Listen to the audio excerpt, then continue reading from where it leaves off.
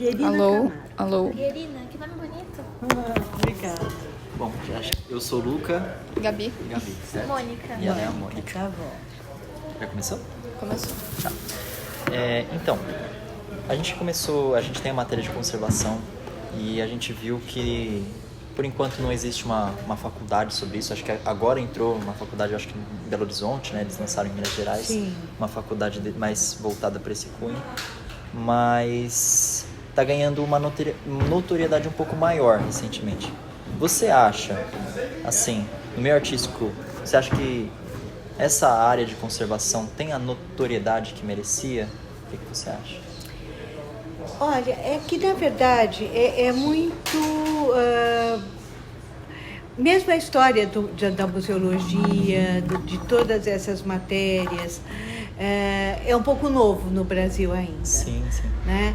Então, algumas coisas meio se confundem do que é conservação, do que é preservação, do que é restauração. Sim, é verdade. Né? Então, a ideia é que, digamos que tanto a conservação e a restauração fazem parte de um campo muito maior que a preservação, que também faz parte a divulgação da missão de um museu, sim, aqui no nosso caso, que é de preservar e divulgar a obra do Lázaro Segall. Sim. Né? Assim, a obra do Lázaro Segall trabalhou de pouco antes dos anos 20 até 1957, trabalhando aqui nessa casa. E a partir da decisão de fazer o museu, o filho do Lázaro Segall teve uma preocupação muito grande de fazer uma reserva técnica, onde essas obras ficaram armazenadas a partir do final dos anos 60. Era uma reserva que tinha já condições de cuidados de iluminação, de preservação contra incêndio, com corta-fogo, com tijolos refratários, uma temperatura e umidade relativa controladas, né? Então, as obras do Lázaro Segall, de uma maneira geral, são muito bem preservadas. A partir da incorporação do museu à Fundação Nacional para a Memória, na época, que hoje é parte do IBRAM, do Ministério da Cultura, nós passamos a ter um corpo de funcionários mais específico, né, de museólogos. Na época a gente tinha conservadores e tinha também restauradores, mas visando fazer o restauro das obras sobre papel, porque um laboratório de restauro para fazer pintura tem que ser muito adaptado, específico, com muitas e a gente não teria nenhum volume tão grande de obras para serem restauradas, nem a condição de ter um restaurador, porque nessa época eram relativamente muito poucos aqui. Sim. Então, não é que a gente não tem, a gente tem, que teve já que fazer pequenos reparos, mas daí com pessoas de ateliês específicos para isso, né? Nós fizemos durante muito tempo com uma pessoa que já conhecia profundamente a obra do Segall e que infelizmente faleceu esse ano. Mas a gente vai continuar com esse ateliê que já conhece, com as pessoas que trabalharam. Depois a gente foi perdendo mesmo o funcionário que fazia a preservação da obra sobre papel, e hoje essa também é feita fora do museu, né? Nós, os museólogos, temos esse conhecimento prévio acho que em 40 anos, eu trabalho aqui, dia 19 de dezembro vai fazer 40 anos. Esse conhecimento de quando uma obra precisa passar ou por uma limpeza mecânica. A gente tenta evitar ao máximo a colocar produtos químicos, né? E a gente prevê sempre que seja qualquer mudança que possa ser feita, que seja reversível, porque pode existir daqui a alguns anos mais outros métodos, né, de conservação. Então, eu, por exemplo, sou contra que a obra pareça nova. Porque qualquer obra do Segal tem pelo menos 50 anos. Sim. E a gente sabe que o papel passa por mudanças, né? Como a nossa pele, ele está sujeito à luz, quando está muito seco, a pele, né? E assim acontece. Então, é difícil. Agora eu vou voltar para a pergunta. Porque eu imagino, por exemplo, que museus que têm obras, os italianos, do Renascimento, antes disso, né? A gente sabe que os vernizes se oxidam e que com essa oxidação a obra deixa de expressar tudo que estava na versão original, porque vai escurecer. Agora, o quanto, né? O quanto da limpeza. Por isso que eu acho que existe muitas vertentes. Né? Eu fiz museologia na Itália também, e em Florença, no berço do Renascimento, e a gente tinha vários professores que tinham partidos diferentes. Né? Não, tem que ser exatamente igual a obra original, quando foi pintada lá em 1500 ou antes disso. Ou outros não. Florença teve eu não sei bem a época, mas teve uma inundação, o rio Arno subiu, entrou em muitas igrejas, então eu lembro que a gente ia numa onde, sei lá, as histórias todas daqui para baixo tinham desaparecido. Então era uma briga entre eles, se refaziam tudo, se pintavam de um tom neutro que confundiria com a outra metade, se pintaria com as tintas exatamente iguais. Essa é a parte da reintegração cromática. Ou uma outra linha ainda que desenvolvia todo um trabalho baseado em pontilhismo, que em vez de colocar o dourado, eu me lembro bem desse exemplo, que se você pusesse um ponto verde, um vermelho e um amarelo, ele ia dar o tom de dourado por exemplo, de todo o imaginário das imagens religiosas. Né? Eu não sei, eu nunca... Então, o código de conduta varia bastante entre os profissionais. Muito. E de preservação também, né? Então, por exemplo, em Valência, na Espanha, tinham alguns monumentos assim, que tinham literalmente o buraco da bala de canhão. Então a ideia era essa.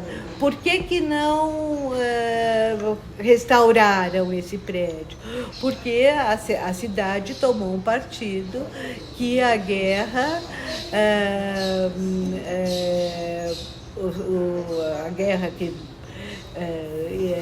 interna lá na Espanha fazia parte da história da cidade. Então, por que eles restaurariam e essa história ia ficar esquecida? Né?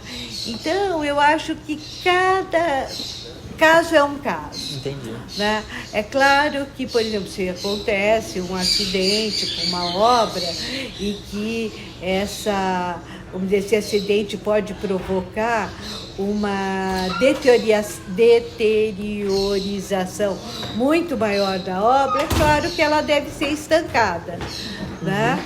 Agora, se ela vai voltar a ser exatamente uma obra, vocês podem ir ver na exposição, tem a obra Eternos Caminhantes, vocês já foram lá? A gente teve viu que um dar uma pouquinho, passada sim. rápida. Então Eternos Caminhantes é na primeira sala, aqui está o navio de imigrantes, aqui está o Eternos Caminhantes. É uma obra que tem A gente viu. Que são umas figuras bem expressionistas, né? Essa obra tem uma história muito importante. Ela participou da exposição de arte degenerada, que é uma exposição que o Hitler faz para, vamos dizer assim, retirar todas essas obras que ele não gostava, que ele não achava que era arte dos museus da Alemanha. Sim. E que deveriam ter sido destruídas depois dessa exposição, mas que por sei lá, provavelmente quem deveria ter destruído essa obra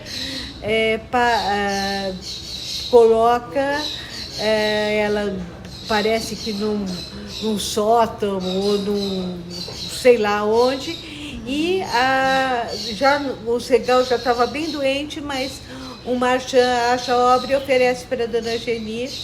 Ele não vê a obra voltar para o Brasil, mas a Dona Geni adquire. Então ela é uma obra que tem um craquelê muito... Ele tem uma emenda, né, porque não existiam telas daquele tamanho. Não. Então essa emenda é a emenda que já judia muito da obra em si. E além de tudo, a pessoa que teve a brilhante ideia de não destruir a obra só não sabia que ele devia ter enrolado com a pintura para fora, não para dentro. Nossa. O que causou todo o craquelê da obra. Então, Sim. essa obra, por exemplo, ela tem esse craquelê solidificado por um restauro.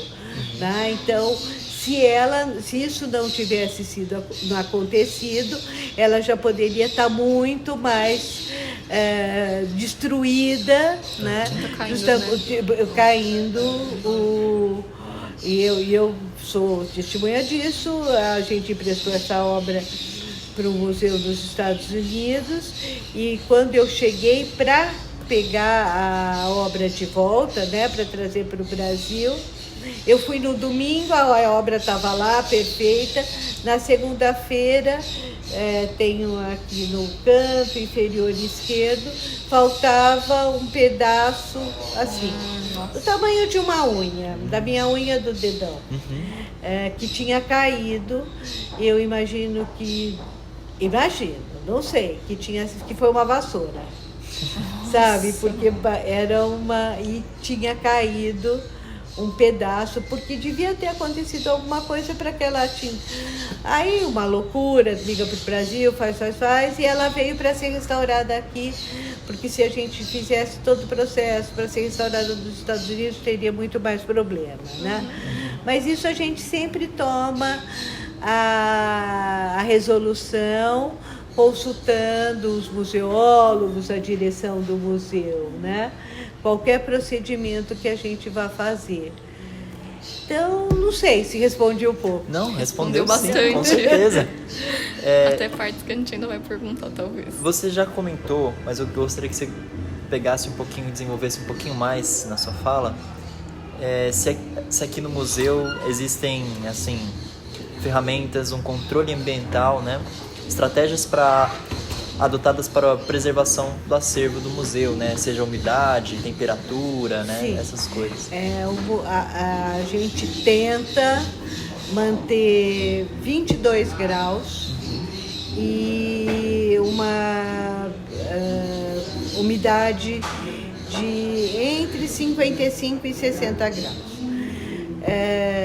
Algumas alguma literatura, ou mesmo alguns conservadores, acham que o ideal seria 50%, mas é impossível.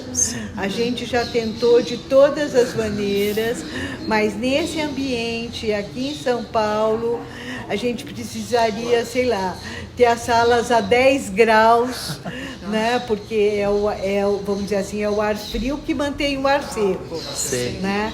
Então, que era impossível para as pessoas, e também não adianta você manter uma temperatura super baixa na reserva ou na sala de exposição se você tem que mudar essa obra de lugar, né?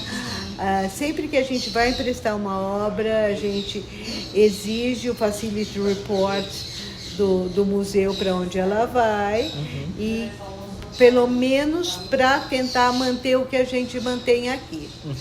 Né? Então, tanto a reserva técnica como as salas de exposição tem essa...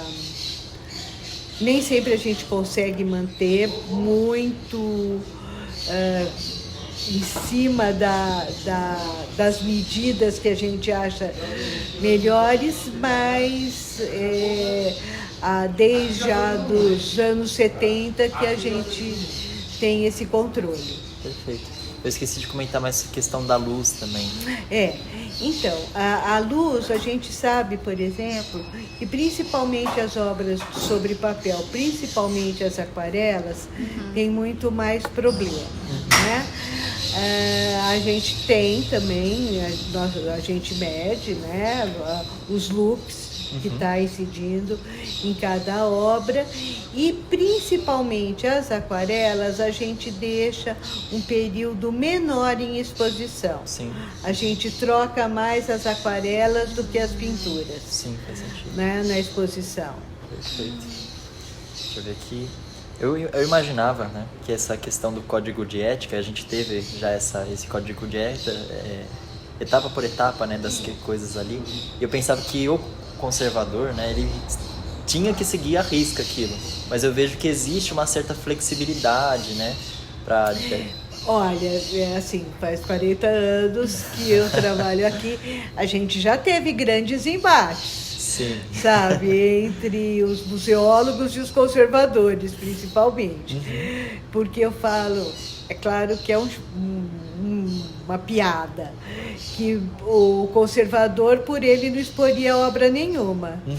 Entendeu? Sim. Porque é claro que dentro de uma reserva técnica, sim, as obras ficam sem ter luz, com a temperatura e a umidade muito mais controladas, porque a exposição, mesmo a gente tendo as barreiras, entram, às vezes, 40 pessoas, e está provado que mais 100 pessoas fazem a temperatura subir mais de 1 grau. Na exposição, o calor que você leva calor e leva umidade também, né? Num dia que você entra aqui, está um profundo calor lá fora, né? Então, é isso, eu falo que o conservador manteria as obras todas trancafiadas dentro da reserva técnica. Nenhuma coruja. E a gente, o museólogo não, porque faz parte, né, da missão do museu divulgar a obra também, né? Então, fazer as exposições, emprestar para outros museus. Então... Sim, eu vejo que nesse processo de emprestar para outros museus, você falou que até já aconteceu de um pedaço da obra voltar faltando. Teve assim. um despregamento, né, então, da camada pictórica. Existe, assim, por exemplo, o processo dessa conservação, existe também uma coisa que visa o transporte dessa obra? Ah, não. Então, o transporte é absolutamente controlado, né? Sim. Existe uma caixa que chama Padrão Museu, que é inteirinha forrada, e isso foi evoluindo, né, para... era espuma, depois é um tipo do poliuretano, depois os papéis você embrulha no papel que é a prova de umidade, que é neutro, ele não é ácido nem básico, né? Então, todas as obras são assim, elas passam por um período de quarentena até sair da reserva ou da sala de exposição. A gente tem a antessala da reserva, elas ficam uns 2 dias ali, vão para um depósito com uma climatização menos controlada para fazer a viagem do avião e chegar no outro museu. Aí passa outra vez por uma climatização. Sim. E aí ela é acompanhada, né? Toda obra que sai do museu, nós museólogos acompanhamos, né? E acompanhamos a embalagem e toda a colocação dentro dessas caixas. Normalmente os caminhões também são caminhões baú que têm a umidade e temperatura controlados dentro deles. Aí a gente chega nos museus, vai lá de olho nos termohidrógrafos, né? Aqui é feito um laudo, quando chega no museu é feito um laudo para ver se ela chegou em perfeitas condições, se a gente assina o laudo junto com os conservadores do museu e vamos... Silvinha, já te ligo. Aí é feito os laudos e depois vai o outro no dia que essa desmontagem é feita, faz o mesmo processo e eu só fico feliz da vida quando a obra está aqui de volta. Certo. Aí tem uma paz no coração. Então é todo um controle. Sim, então, eu vejo que é bem se não, principalmente o navio e o Eternos Caminhantes, que são nossas obras de maiores dimensões, a caixa delas ainda é mais especial do que das outras. A gente faz como se fosse uma caixa bem fechada, um estojo que é colocado dentro dessa outra caixa. Né? Vocês guardam essas caixas, então? Não temos lugar no museu. Mas como é quem pede emprestado que paga, né? Quem pede a obra emprestada é que paga. Aí tem que construir toda vez. Paga o transporte, faz um seguro. Se por acaso acontece alguma coisa, é claro que se acontece alguma coisa, nunca a gente vai ter a mesma obra, mas se é um problema, sei lá, aí a gente com esse seguro tem o dinheiro para fazer o restauro. Sim, entendi. Eu sei que dentro desse código de ética, por exemplo, se um restaurador já tem aí na história algumas restaurações que deram errado, né? E a gente foi ver até uma curiosidade em uma das nossas aulas nessa questão, assim, se a pessoa for restaurar, não tem um bom conhecimento e acaba fazendo alguma besteira, ou até mesmo nesses empréstimos aí, em outras exposições de fora, a obra volta com algum defeito, alguma coisa de errado, assim, que medidas podem ser tomadas? Então, por exemplo, uma coisa que qualquer restauro que é feito nas nossas obras, ele tem que ser reversível. Sim. Tá? Então... Usar diferente mídia. Isso, é feito todo um processo de documentação do restauro, antes, depois, e o entremeios, né? A gente sabe, né, que existe restauros incríveis, assim, há muito tempo atrás, tá? Eu nem estava aqui no museu ainda, eu acho que era... avô da dona Geni era um velho judeuzinho, assim, bem velhinho, tinha uma verruga horrível aqui, assim, na cara, e o Segal pintou a verruga, e o restaurador foi lá e achou feio e tirou, entendeu? Então, é quase piada, mas não é piada, é verdade. A gente tem a obra com sem a verruga e com a verruga depois outra vez, que ainda bem que tinha uma foto da qual aparecia. Entendi. Né? Então, a gente sabe de coisas muito... por exemplo, uma história... eu, quando faço a técnica de um desenho, principalmente, todo mundo chama tinta preta de nanquim. Eu faço questão de não chamar. eu falo que é tinta preta, a pena ou sei lá, a pincel, porque eu sei de uma história que estava escrito que era nanquim, e nanquim não é solúvel em água, e a restauradora foi, lavou e apagou porque era caneta tinteira. Não. Apagou um desenho do Portinari. Né? Então, é uma briga também, mas eu tenho convencido, e hoje praticamente, pelo menos as pessoas desses museus de arte moderna, assim, estão adotando muito isso, tinta preta. Né? Porque se está escrito que é tinta, a pessoa já vai prestar mais atenção. E nanquim é o nome de uma tinta chinesa, né? Não é o tipo da tinta. Como eu chamo o desenho a lápis de grafite, porque lápis é o invólucro. Sim. Né? O lápis é a madeira ou o papel que envolve o pigmento. E grafite é diferente de lápis de cor. Sim. E de preferência eu ponho de que cor é o lápis de cor. Porque eu tenho material de Segal. Não sei se vocês viram que a primeira vitrine ali da exposição tem um pouco dos materiais que o Segal usava, né? Sim. Então, quanto mais você tenta especificar, gente fala, ai, que chatice, fica descrevendo. É o trabalho. Né? Não, eu gosto, eu acho que é melhor. Por exemplo, a Lucila, que é nessa exposição, as gravuras dela, ela usa uma técnica muito diferente de fazer a água tinta, né? Que é com um outro ácido, é muito mais perigoso de ser feito, o Lavi, mas que dá uma transparência quase que de aquarela na gravura. Né? Então, o povo fala assim, por que eu não consigo? Porque você não faz Lavi.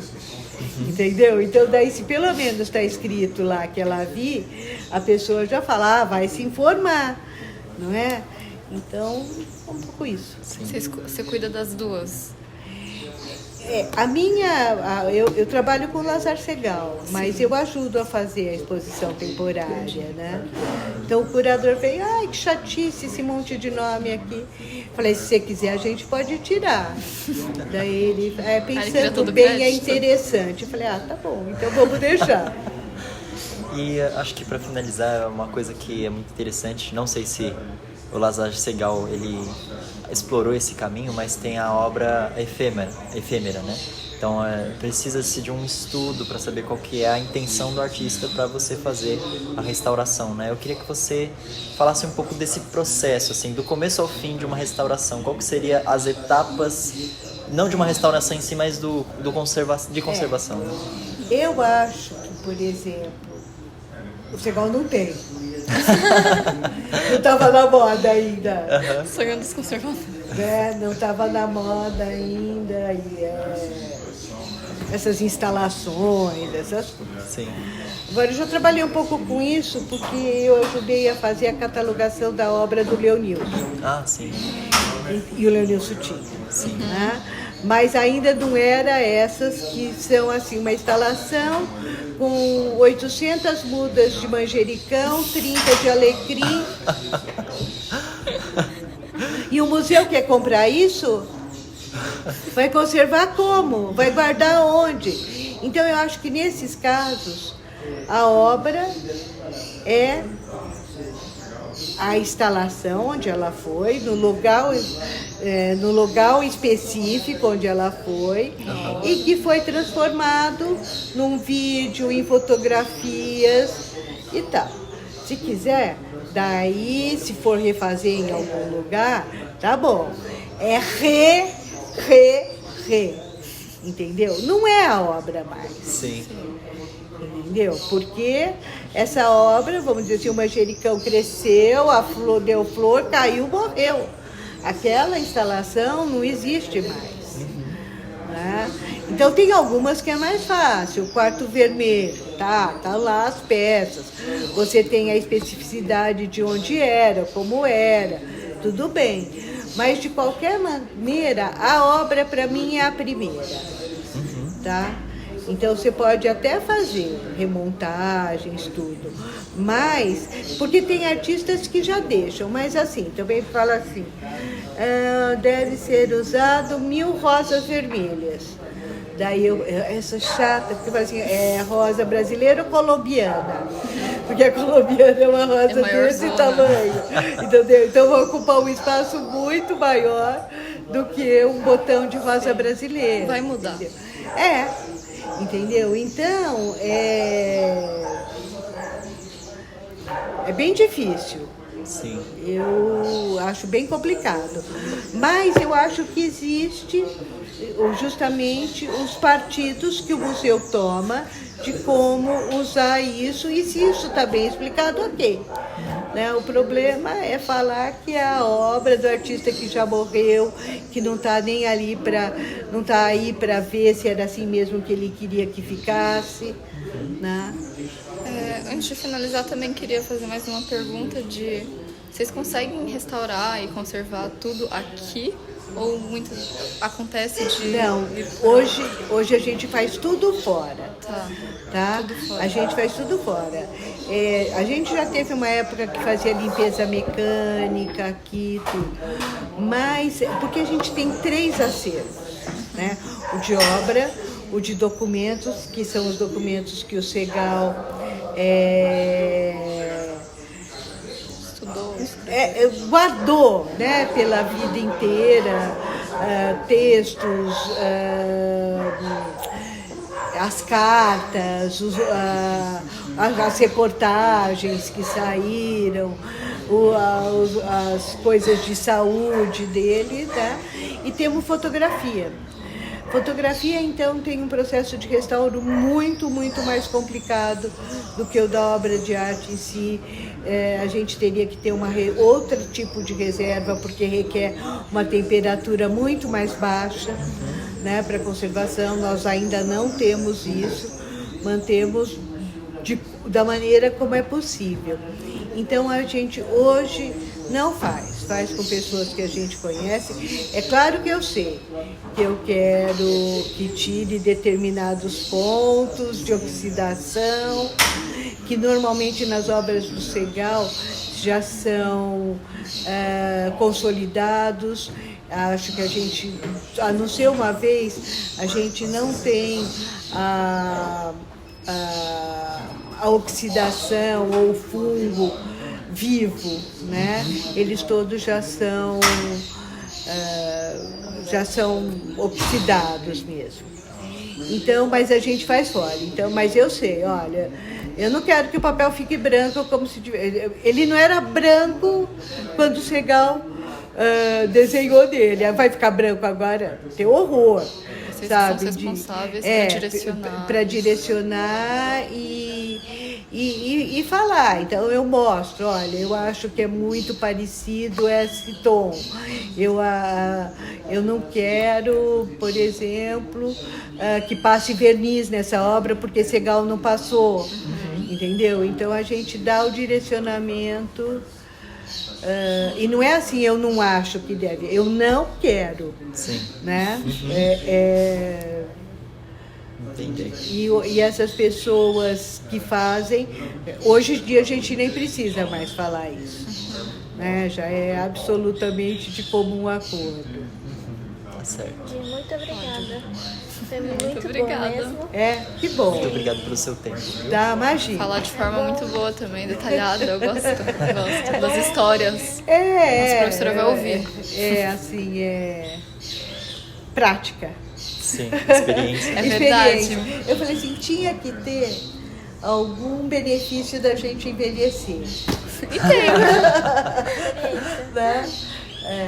Eu tenho certeza que há 30 anos atrás seria bem mais difícil para mim ter conversado com vocês. Muito obrigada. Tá Eu posso recolher algumas informações da senhora? Pode. Qual que é o seu nome completo? Meu nome é Maria Pierina Ferreira de Camargo. Bonito. E quantos anos a senhora tem? 69. Pierina.